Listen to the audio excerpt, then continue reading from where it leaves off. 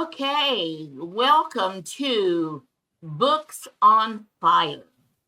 This is the latest project of the FIRE Book Award. And Rita, and I'm Sandy, jumped right in. So I'm Sandy Lawrence. This is Rita Mills. She's the one that had this idea for the FIRE Book Awards and talked to me about it. And we started it now. It's been a year. We're now in year 2. Wow. Hard to believe. So Rita, say a welcome to everyone that's watching. Hi, everyone. We're hoping y'all get something out of this. Our aim is to try and make the indie publisher better. Not that some of the books that entered weren't top of the line, but there were some that weren't. So that's the main focus of the FIRE and Embers Book Awards. And the Books on Fire is the showcasing or spotlighting of those books that either won honorable mention or came up as a finalist in the 2024 competition. We'll be continuing the podcast through the year with other people. So if you're interested in being interviewed, give us a shout. Just go to FIRE Book Awards and send us an email. So our guest today is Roger Leslie, a dear, dear friend of mine from years gone past. I think we've known each other probably 25 years or so, haven't we, Roger? At least, yes. Yeah, long time. We first got acquainted in the Society of Children's Book Writers and Illustrators, I think is where we first came in contact with one another. Yes, we used to meet at the Museum of Printing History. Yes, we did. But his books that were in the competition, he had one for the Embers Awards, which the Embers Award was for a book that was published from 2019 to 2023. And then the FIRE Award is for the books that were published in 2024. And he had an entry in both of the different competitions, and he got a finalist in both of the competitions. So he was shooting all fours there. And he also got the best nonfiction cover design. So yes, he did. Honorable mention in that. So Roger, you're just so, as always, you're just a winner. Period. So that's congratulations. I love it when you get recognized, Roger. You know that because I just seen you work so hard, and I haven't known you for 25 years or however long Rita said, but I know that I retired from Hewlett Packard in 2002, and 2002 on, I worked with Rita because I met her right after I retired, and she had this event coming up with John Kramer. Was it John Kramer you had? Probably. And yes. And you came with Victor. Victor brought you to the event, and that's when I met you. So I know exactly when I met you. I remember being introduced to you, and you just had this, I don't know, Roger, you just have this warm, embracing, loving spirit about you. And I've told you this before. When I picture love in a person, I see you. I really do. And I feel this warm feeling when I think of that. Well, I was driving down the road. I was driving down the freeway one day, and I thought that I'm like, oh my gosh, I just think Roger just depicts love, and I just had this little voice that said to me, you should call him and tell him that. I'm like, okay, so I called you that day on the phone from the freeway, and I'm like, Roger, you are just love in my mind. So that was in the past. It's still true today, but today we're not talking about that. Today we're talking to you about your book that placed as a finalist, as a gold, as a overall winner, all the different categories that you won for the 2 books. So tell us about those 2 books specifically first before we talk about all your other work. Okay, well, before I get to the books, I do want to acknowledge both of you. You know, for those people who are viewing are tuning in or listening, if you're an aspiring writer or if you are a writer, one of the most important and beneficial things that you can do is surround yourself with good people. And Sandy and Rita are two of the best people I've ever known. They are always on the cutting edge of what's new in the industry. They're always leading something. It's not like they're at the tail end thinking, oh, wow, well, this is what everybody's doing. I should do this now. Both Sandy and Rita are about, well, I think within the next couple of years, this is the trend that's going to happen. Let's see what we can do to address that now. And the FIRE Book Awards are a great example of your innovative and energetic approach to creating a better life for writers. It is a tough life. It is one that takes perseverance, but it is so worth it because you get to share your gift with the world. So if you're out there listening and you've thought about writing or you are a writer, one of the most important things you could do is surround yourself with good people. And two of the best that I've ever known are Sandy and Rita. Oh, thank you. That Roger. was sweet. That is very. I would like to say that the smile that you see on his face right there is there about 97% of the time, which is part of his whole energy, his whole persona. And that's what makes him so dear to everyone that he comes in contact with. Oh, thank you. It does. It does. And so I read No Stranger Christmas. That's the one that is the gold medal finalist in the for last year, for the 2024. So tell us about that book first, and then about the one that is absolutely the best you've ever done, which is your story. Well, thank you. So they're actually somewhat connected because Light Come Out of the Closet was a memoir. And then after I wrote the memoir and learned what I needed to learn about myself and for others that I put in the book, that's when I had the inspiration to write the Christmas book.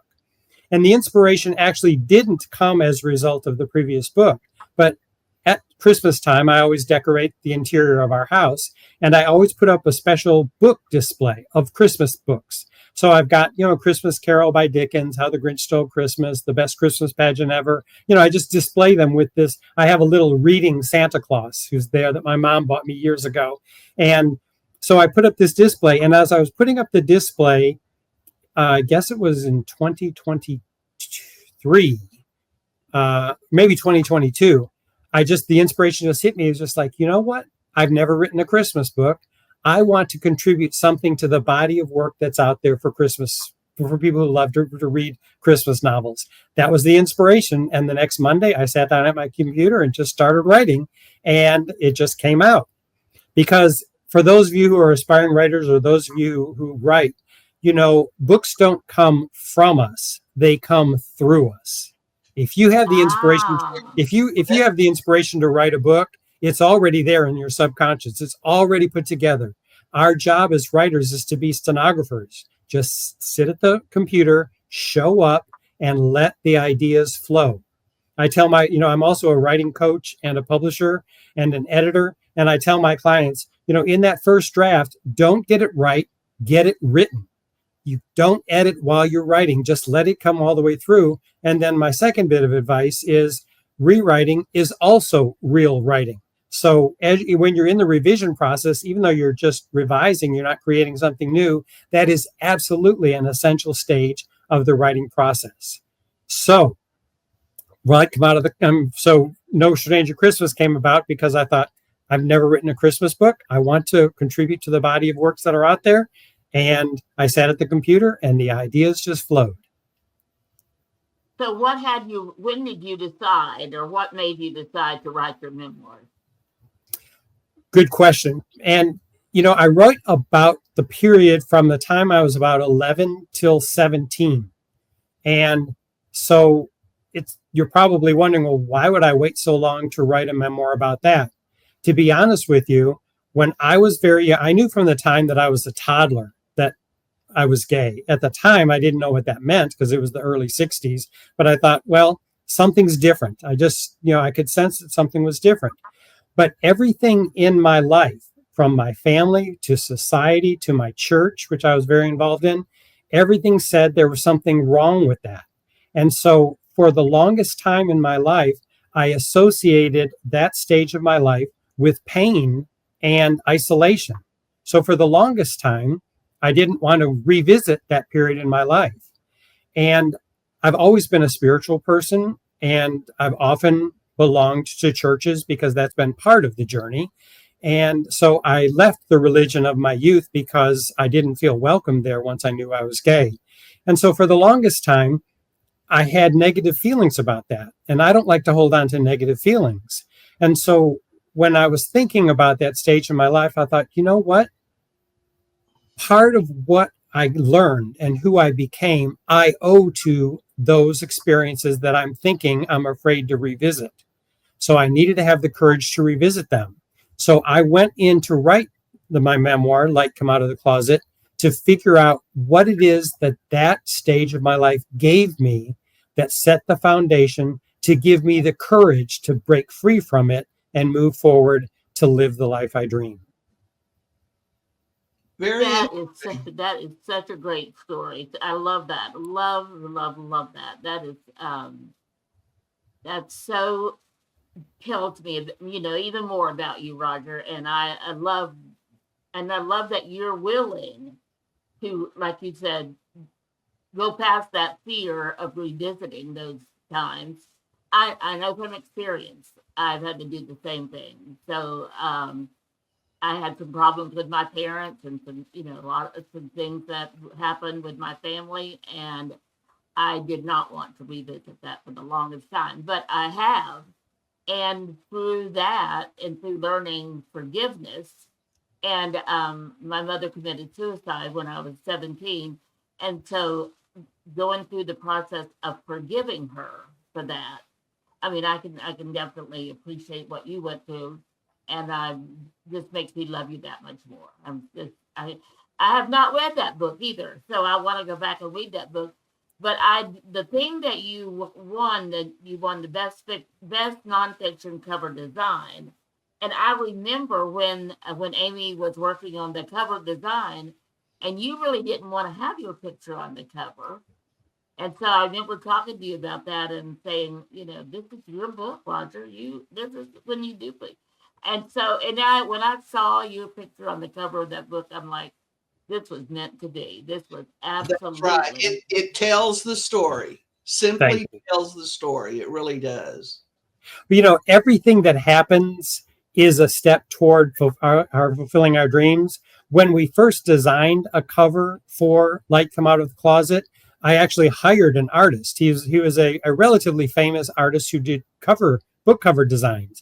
And we worked on it and we tweaked it. And, we all kind of agreed that we liked it well enough, but I can't say that any of us was just like, oh my gosh, this is it. This is it. So Amy, who is my marketing person, she's part of my team. She's the leader of my marketing team. She got me connected to Indigo Books, which is the equivalent of Barnes and Noble in Canada. Indigo Books is the Barnes and Noble of Canada. And they read the book. They loved the book, but they said, you know what? We will only consider picking up this book if you change the cover. Said the cover just does not match the content as we see it. And rather than looking as that as a defeat, we thought, okay, let's go back to the drawing board and figure this out. And of course, because it's a memoir, it made sense to put my picture on the cover. I already had a photo of me that was a good fit, and we took it from there. And of course, after that, then Indigo Books picked it up. I did a book event with them last year when I was out in Canada, and it just all worked out. So even feedback that might initially feel like a setback or something negative, it really is a step forward. So if you're out there working on anything, not being a writer, but just any goal that you have, every bit of feedback is helpful. Everything that we encounter is moving us toward exactly what we want.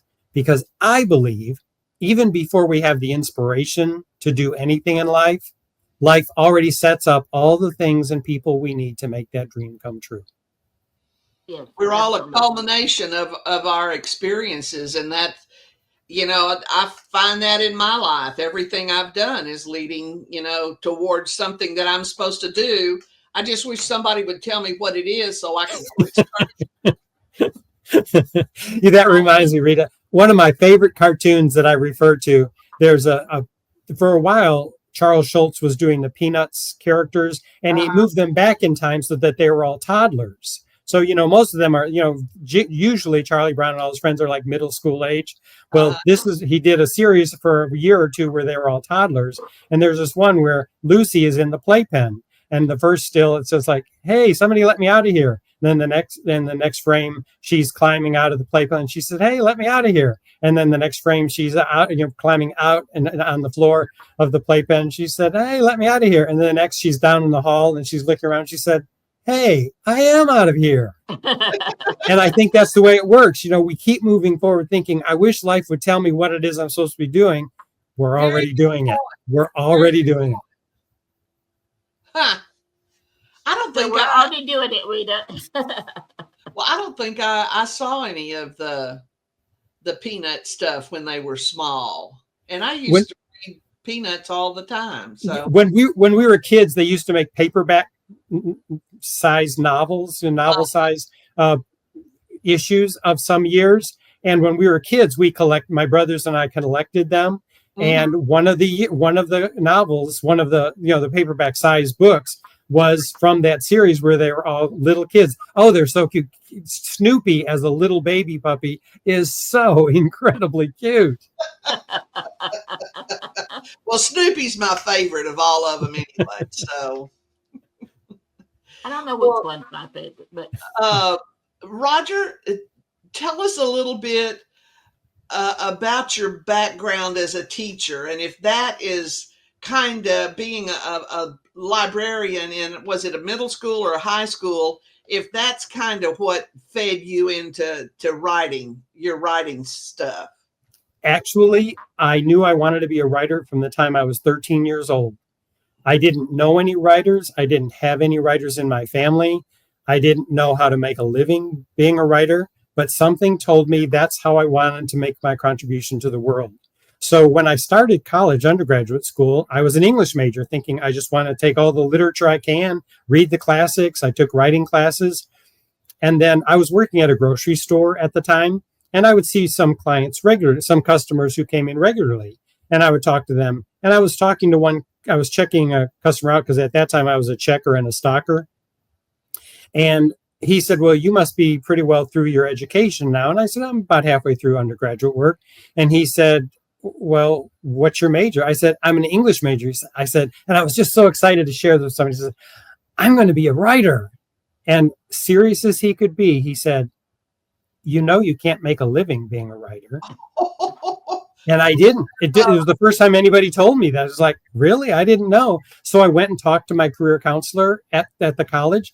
And he said, well, as a backup, why don't you get a teaching degree? Instead of just being an English major, be an English education major. Well, I love literature. So I thought, well, if I could spend my day talking about literature, that would be great. So that's what led me into becoming an educator. I didn't know until I became a teacher how much I would fall in love with being a teacher and how much my students would impact me.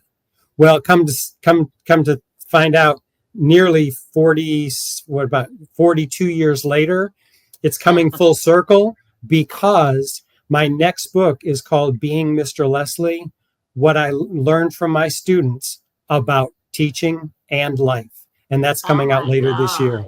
Yes. That's coming out this year? It's coming out later this year, yes. Oh, wow. Well, your first book, or I think it was your first book, was with Bayou Publishing and Victor. That was an early publication. That was one of the first books. And that was geared basically towards your students, right? Yes. So over the years, I was creating curriculum. I had decided early on that I understood within the first year or so that students might not be as passionate about reading and writing as I was.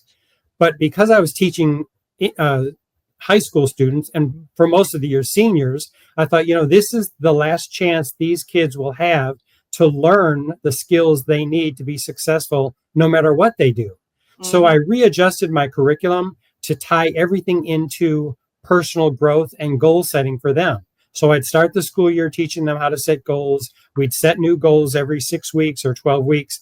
And then I would tie everything in the literature, like we'd read Pygmalion and I'd talk about self-esteem and how much courage it took Eliza to ask Pickering and Higgins to teach her to be a lady.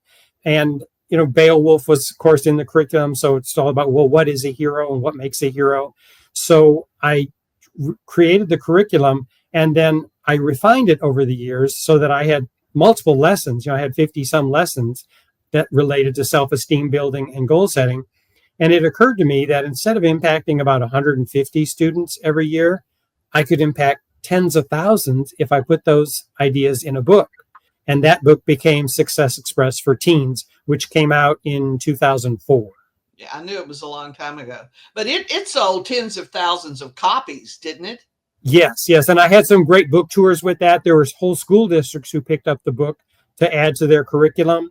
And so I got to travel around and speak to, the largest group of people I ever spoke to at one time was down in South Texas. They had all the schools come together in a huge community auditorium. So it was kind of like my Broadway moment where, I looked out and there was a whole, the audience was full there, and then all up in the higher up in the tier, second and third tiers. It was just like I was well over 1,000 people I got to speak to all at once.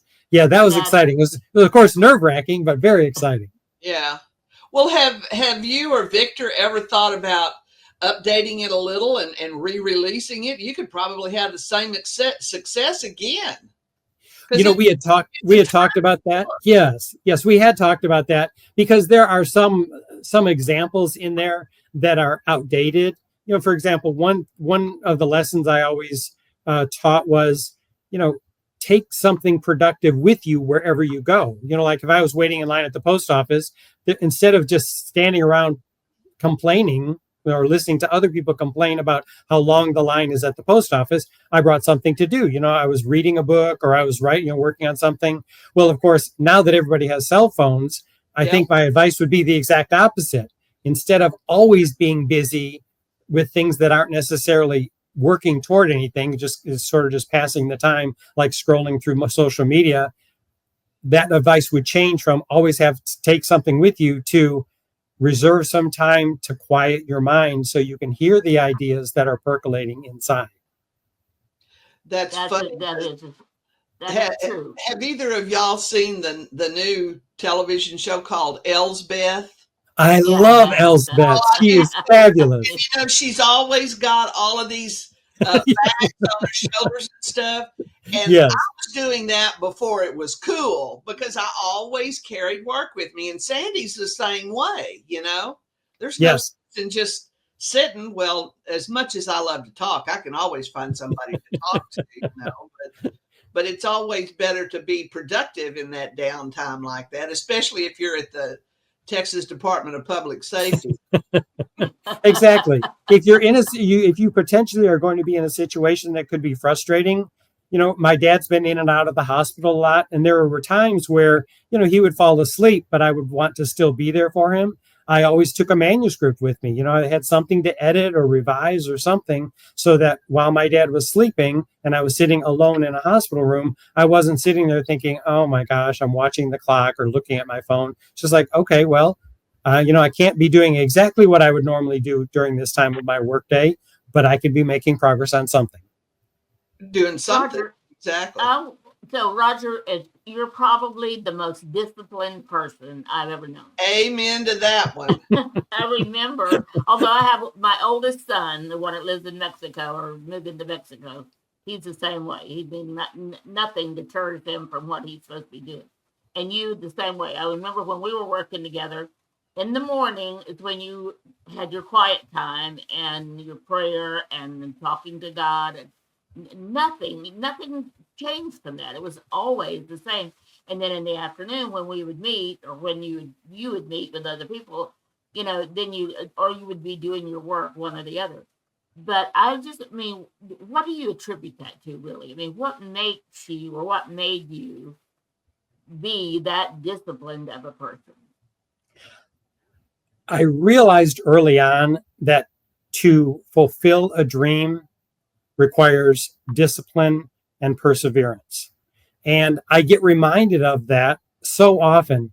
There have been times when there are certain things going on in my career where I'm thinking, maybe I should just let this go. It's not really doing anything. It's not really taking me where I want to go. Maybe I should just release this. The very day I thought that, I happened to be watching an interview with Anthony Hopkins, and they asked him, what is the number one key to success? And he said, never give up. And it was like God speaking right to me. It's like, oh, I was about to give that up. And then Anthony Hopkins speaks right to me, and he said, never give up. So related to any goal that we have, regardless of whether it's an artistic goal, a financial goal, a weight goal, whatever it might be, it really takes perseverance. You must stay undeterred. And the joy of life is in the journey. If we keep thinking, well, once I get that book published, then I can be happy. Once I find my one true love, then I can be happy. Once I retire and I don't have to go to work anymore, then I can be happy. Then we're missing the joy of life, because the joy is the journey itself. And I know, even like, for example, with the FIRE Book Awards, I was so touched and honored to receive these awards. But that external motivation, that external support and encouragement is so fleeting. If someone gives you an award or acknowledgement, you can be joyful about that for a day or two. And then it's just like, well, wasn't that nice? I can add that to my resume. The real joy is I feel so lucky every morning I get to sit in front of my computer and write some more. This is like, how lucky am I to be doing what I love to do? And there are times when I've spent years on a book and it hasn't sold, but a handful of books. But that wasn't what I was doing. And, whenever I feel discouraged about that, I think, well, you think about some of the greatest artists, the visual artists, the writers, many of them did not really have great success until after they died. Yeah. That many of them didn't make any money at their art during their lifetime, which would be nice. I'm not telling the universe I don't want that, because I would love to prosper. But even if I don't, I have no idea how somewhere down the line, one of the books that maybe didn't sell very well when it first came out might just touch a chord in other people, or even in the consciousness of a whole society, and just like, it helps so many people. So I just keep cranking them out, because my goal is to be a prolific author. And the more that I can generate with my writing, and the more people I can try to help and touch with my positive message, the more I feel like I'm doing what I'm here to do. And the key is to just do it and release it. Not having an expectation of, oh, well, I didn't get the feedback I wanted, maybe this isn't worth it. It's a gift of love. So you give it and release it with no expectation of feedback, no expectation of reciprocation. You just give to the universe, you give to the world, you give to whomever or whatever matters to you. Let it go, and let that act of giving itself be the complete, entire essence of what you do. And then if you do get positive feedback like these awards, well, how wonderful is that? I needed this interview today. I've had a rough couple of days on a personal level. And I just needed your smiling face to pick me up and remind me that what I'm doing is what I love to do. There you go. Shut up, Roger, and carry on. You said something a few minutes ago, and I love quotes. I'm just like a quote fanatic. And you said something that should be on all of our t-shirts, and that is, the joy is in the journey. Yes. I love that. Love, love, love that. I'm going to write that down, and I'm going to make sure that I put that on some of the things that I do. I hope that's okay if I use your quote. Absolutely. Sure. And I will make sure I give you credit for it, because thank you. I appreciate that. Is great. The joy is in, it gives me chills to think the joy is in the journey. Oh my God. Don't be surprised. Thank you for that, Roger. I think again, like Rita, I needed this interview as much as anything today. So, but we won't talk more about us. I want to hear more about you. And I know that besides all the books that you've talked about, one of your favorite ones that you wrote, and one of my favorite ones to look at and read, is your movie book. Oh, yes. Because you're such an impressive person, and you remember so much of the stuff about and the Academy Awards is coming up. Yes. real soon. So what made you get so interested in the awards that are given to different movies? And you just quoted off some of the books that are the classics. And so I love hearing you talk about that. But the movies, not the books right now, the movies. What had you get so interested? So I've always been interested in the arts and reading and movies and television. And part of it for me as a child was a great escape, because some things were difficult in my personal life as I was a boy. And I could immerse myself in being involved in other people's stories, which I loved, which is why I became an avid reader very young and why I loved movies. And the reason I hooked on to the Oscars is because there are so many movies that come out. I really didn't know how to filter what was good from what was just, would not be the best use of my time. And when I realized that the purpose of the Oscars, as I understand them, is to award the finest artistic, creative works out there, I thought, well, that would be a great goal. It's just like, I set a goal to read all the classics. And so I made a list of, all the greatest authors in the English language. And I thought, okay, I'm going to find out what their classics are and I'm going to read all of those. Well, the same idea came to me with the Oscars. It's like, okay, I'm going to, watch all the best picture winning and all the best performance nominated movies and just, kind of just fill my life with learning vicariously from the masters who know how to tell the story in a captivating way. That's what got me hooked on the Oscars. I mean, Rita, I don't think you were there when we had one of the launch of one of his books where he said, test me and see if I know all of them. And we asked him some of the most obscure questions about movies and awards and the Oscars and years, early years. He knew every one of them. He didn't miss. Oh, I know. I was like, oh my gosh. Just to update you, Roger, I saw Robert Mitchum, Ava Gardner, Rita Hayworth, and Orson Welles in the last week. Oh, right. Last week? Oh my gosh. Yeah. That's great. That's, but one thing I ask people all the time, I'll tell your audience this, whenever I see them when we're communicating, usually, especially when I'm doing one of the, one of my keynotes, my movie keynotes, I'll ask them, who's your favorite actor or an actress? And Rita, every time I see a picture of Robert Mitchum or Ava Gardner, I think of you because I know you told me when I asked you that question, that was you. So it's like every time they come up, I was like, oh my gosh, Rita would be so excited to see this. If I've seen The River of No Return once, I bet I've seen it probably 100 times. You've seen a movie enough when you hear a quotation, like you can overhear someone say something, and then you could continue the dialogue of that movie from what started with that line. I know. Well, just knowing what movie it was and who said it and all of that is just really it. That's great. That's great. Well, I'm not that good. What do you think about the nominees for this coming year? I love that things continue to evolve and change. And there are some people like Demi Moore, who's been around for so long, and she's finally gotten acknowledged. One of my all-time favorite stars is Ingrid Bergman. And so when Isabella Rossellini got her nomination, her first nomination this year, I thought, how fantastic, all these years later, because Ingrid Bergman's first nomination came in 1943. And now in 2024, her daughter is getting her first nomination. Yeah. I just thought, is that exciting or what? So, and I loved the movie Conclave. That's just such a great film. So I was really excited. Wasn't that? Oh my God.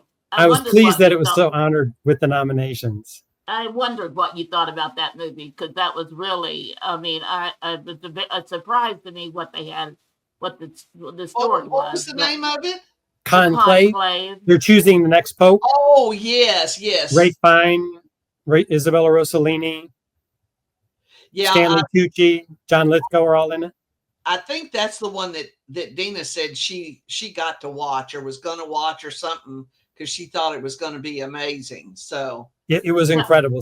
And one of the things that, to me, what makes a book or a movie great is where you can't predict the outcome. And the way they set it up to continue to keep thinking, oh, he's going to be selected. Oh no, now this, then there's another twist that happens, and then another twist, and it's just so beautifully orchestrated. I was very impressed by the screenplay. The Critics' Choice gave it outstanding adapted screenplay. I hope it wins the Oscar as well. Oh wow, yeah, me too, me too. Is that this? I watched the Golden Globe. Rita, go ahead.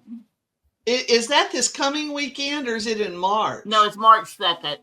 Okay. I'll be gone. I'll be in Mexico, so I'm hoping I can get it in Mexico. But I did watch the Golden Globes, a few weeks ago, and saw the speech that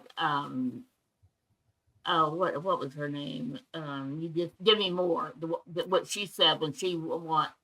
And honestly, to think that somebody that is as good as she is and is as beautiful as she is, that she had the feeling that she didn't deserve to win an award, just really amazed me that somebody like that would even have that kind of insecurity. But it was amazing, and I'm really, really glad she got that, and hope she gets it for The Substance is her movie, I think, isn't it? Yes. I was thinking, a great life lesson from that is, be careful what we hear and what we take in as a belief of our own. Because, as I mentioned earlier, when that customer told me, well, you can't make a living being a writer, I believed him. I didn't know any better, so I believed him at first. The same thing with Demi Moore. When someone told her, well, you're a popcorn actress, which meant, you're box office, but you're not really high quality, award worthy. And she internalized that and believed it. So, when people tell you, when they give you feedback, I think if it's constructive and we can use it to grow, fantastic. If it's just mean, it's probably them reflecting their own insecurities about you, seeing their lack of success in relation to you. So take it with a grain of salt. Yeah. I hear you. Absolutely. The word of the year is discernment. And there's so many things going on in this world that we need to use our powers of discernment about right now. Absolutely. So, Roger, anything you wanted to talk about in this interview that we may not have thought to ask you? I just like to inspire people to my mission in life is to inspire people to live the life they dream and to empower them with the courage to follow their own unique spiritual path. And I feel like we've been doing that so far in the interview. So I hope your listeners and viewers are feeling inspired and empowered, no matter what their dreams are, no matter what they'd like to do for the world, with the world, about the world, and for themselves. So I just remembered a book of yours that I really loved, and I want to ask you about it, and that's Fly. My first last year. Acronym. Yeah. My Fly, FLY. What was the name? The name of the book is My First Last Year. My first last year. That's what I thought, but I'm like, is that right? So yes, my first last year. Yes. Tell us about that book and what you've done with that. So I had a dream one night where I was told specifically to live the next 365 days as if I would never experience those dates again. I wasn't necessarily told I was going to die within a year, but it said, pack everything into your life you can in these next 365 days. And while you're living the experience, write about it, publish it as a book, and then teach other people to do the same. So I got up that morning and I raced to my computer and wrote down everything from the dream to remember it as specifically as possible. Well, this dream happened in November. And, I'm very structured, very organized. So there was a part of me that thought, I'm so close to the beginning of next year. Maybe I should just wait until January 1st. Wouldn't that be nice and neat to have it start January 1st? I thought, no, the universe gave me this dream now. So I started immediately. Of course, I didn't know until I started living the experience why it was so important to start it the day that I did. But that's what happened. I lived my first last year, and then I wrote the book. And for those of you who are watching and listening, if you look closely in this book, there is actually a scene where Sandy is one of the people in the book. I don't mention her by name because I was confidential with everybody that I spoke about, but there's a really sweet scene about two people who pray in a Panera Bread. That's Sandy and me.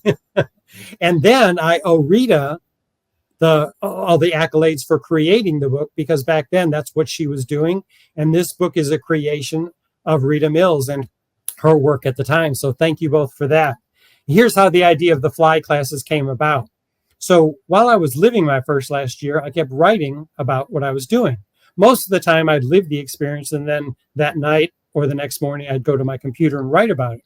But there were times when something so moving was happening that I wanted to write about it at the time. So some of the book I wrote longhand. And I remember I was writing longhand and I kept calling it my first last year. And it just became cumbersome to be so repetitive. And so I thought I need to abbreviate this. And first last year turned into fly. And I thought, there you go. Now I have a theme for my courses. And so for the last several years, I've been teaching fly courses intermittently. I don't teach them nonstop, but I do teach them intermittently. And people also ask, why the title my first last year? And here's the reason: because I do believe that some of what we think and do and believe can be self-fulfilling. So I didn't want to tell the universe this was my last year.